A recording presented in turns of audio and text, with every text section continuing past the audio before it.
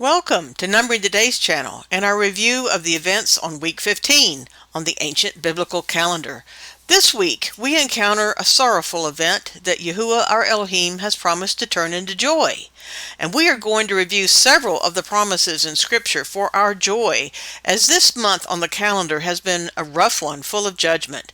Tares being separated from the wheat at harvest time and temples being destroyed and more. So we want to focus on what will become and is our joy. This is a low activity week, so this is going to be a short episode. Let's get started.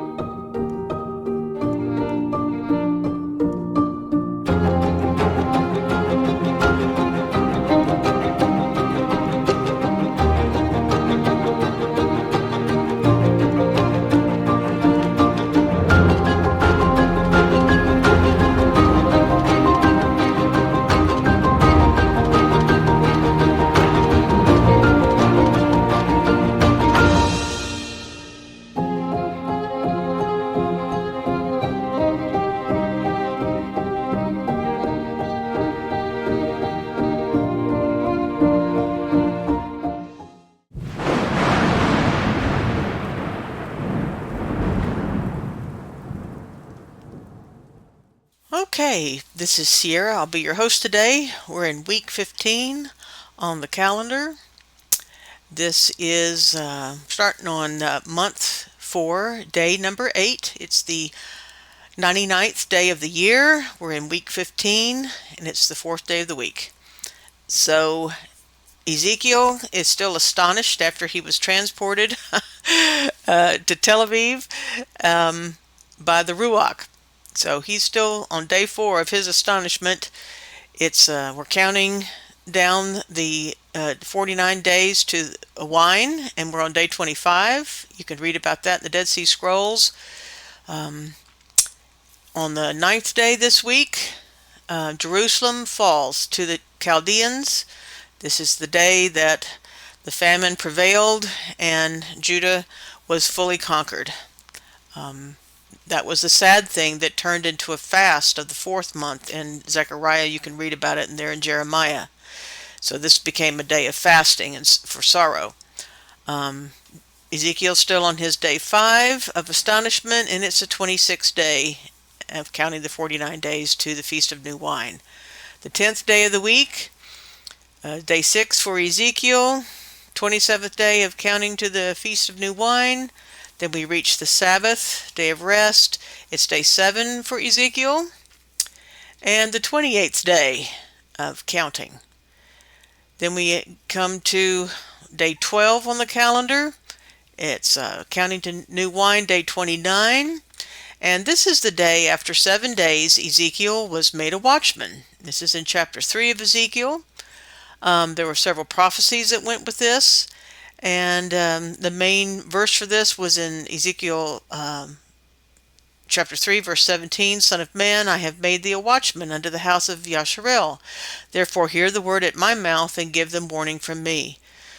So there's going to be a video coming out in association with this one at the same time on our channel, where we're going to do a word study on the word watchman here and find out just what kind of watchman this is, because there's 2 words in Hebrew that have been translated as watchman in Scripture. Okay, day 13 is counting to the wine, day 30, day 14 is counting to the wine, day 31. And that is it for what's been on the calendar this week. So the 2 main things we see here is Ezekiel's made a watchman, and we're going to study that. And right now I'm going to read to you some scriptures, because Yahuwah promised to turn the fast in Jerusalem into joy later on, once he regathered the people and brings us all back together. And so I want to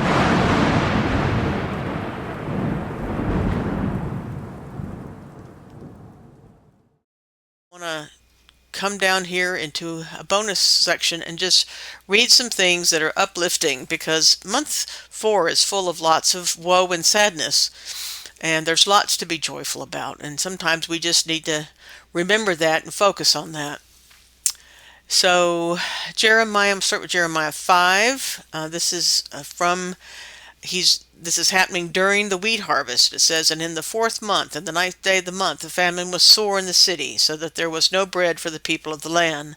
Then the city was broken up, and all the men of war fled, and went forth out of the city by night, by the way of the gate between the 2 walls, which was by the king's garden. Now the Chaldeans were by the city round about, and they went by the way of the plain." So this is the fall of Jerusalem right here in Scripture. And Zechariah 8:18 through 9 says, "And the word of Yahuwah of hosts came to me, saying, Thus saith Yahuwah of hosts, the fast of the 4th month, and the fast of the 5th, and the fast of the 7th, and the fast of the 10th, shall be to the house of Judah joy and gladness and cheerful feasts. Therefore love the truth and peace." So this is where we are headed, to have joy and peace and truth, because truth is the only way we're going to have peace and joy, as the truth has to set us free, all of us. Psalms 30 verse 11 says, "You have changed my sadness into a joyful dance. You have taken away my sorrow and surrounded me with joy." So that's a real good verse for this month.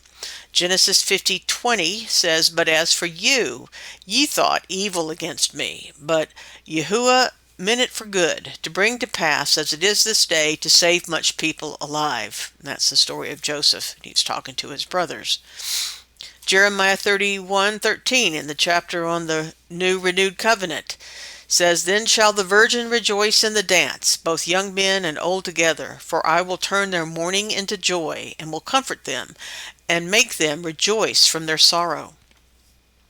Isaiah 61, verses 2 through 3, "To proclaim the acceptable year of Yahuwah, and the day of vengeance of our Elohim, to comfort all that mourn, to appoint unto them that mourn in Zion, to give them beauty for ashes, the oil of joy for mourning, the garment of praise for the spirit of heaviness, that they might be called trees of righteousness, the planting of Yahuwah, that he might be glorified." Another beautiful couple verses there where mourning is turned into joy. Matthew 5 verse 4, "Blessed are those who mourn, for they shall be comforted." Psalm 147:3, "He heals the brokenhearted and binds up their wounds." From Joel chapter 2, verses 25 to 26, "And I will restore to you the years that the locust have eaten, the cankerworm and the caterpillar, and the palmer worm, my great army which I sent among you.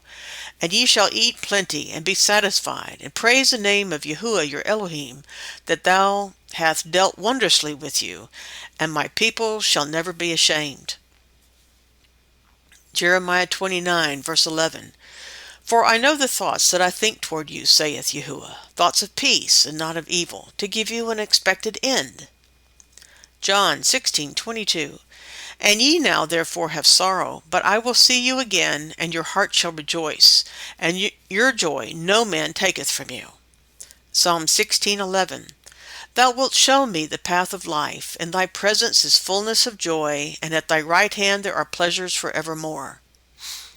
And lastly, Revelation 21, verse 4, "Elohim will wipe away every tear from their eyes. There shall be no more death, nor sorrow, nor crying.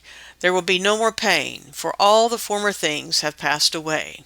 Praise Yah, we are going to hopefully make it to that and endure until the end, so we can live with him in a place where there is no more pain and no more death, and all this wickedness is no more. I wanted to make sure you saw there are many verses in Scripture that talk about our sorrows being turned into joy, and there's much reason to be joyful even in the midst of the darkness that you might find yourself in.